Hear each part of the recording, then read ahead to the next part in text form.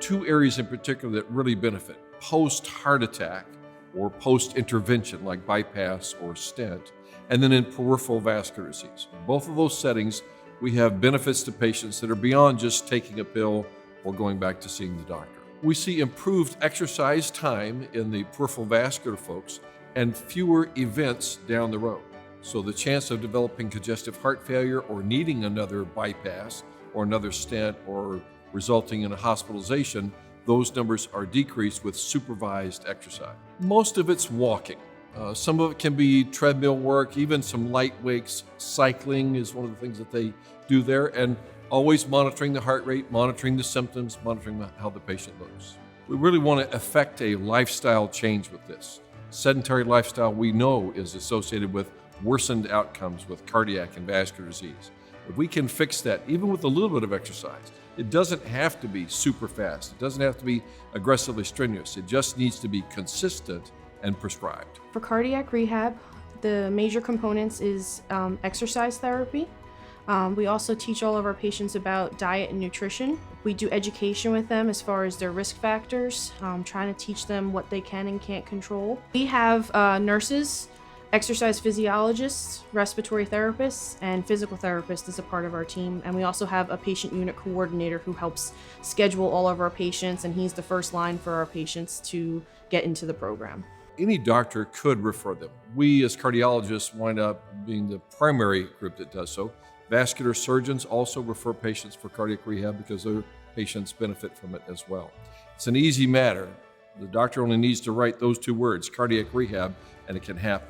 We fill consents, we do a health history. I get to know them, find out what they had done, how they're doing. It takes a lot of motivation, both on our part and their part.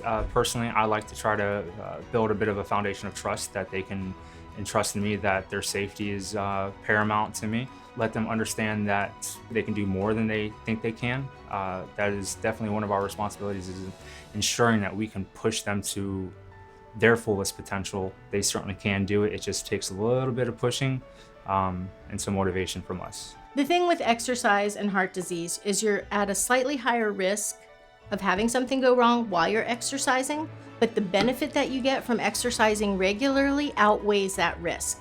You get more benefit than the risk that you're at while you're exercising. So to decrease the risk while you're exercising, when you're here with us, we're monitoring your heart. We put you on an EKG monitor. We have somebody watching it the whole time you're here. And if we see anything, any change in rhythm that concerns us, anything in the rate, anything that shows anything going on with the heart, we can slow things down. And we can just monitor as you're exercising. There's a great sense of accomplishment and pride in my job. I love seeing patients that come in and during their first 6-minute walk, they can only walk 250 steps. They leave walking 1,200 steps. I mean, you see massive progressions like that, and it's absolutely rewarding. When you've had something happen to your heart, it's scary. You don't know what the next week's gonna be like or what the rest of your life's gonna be like.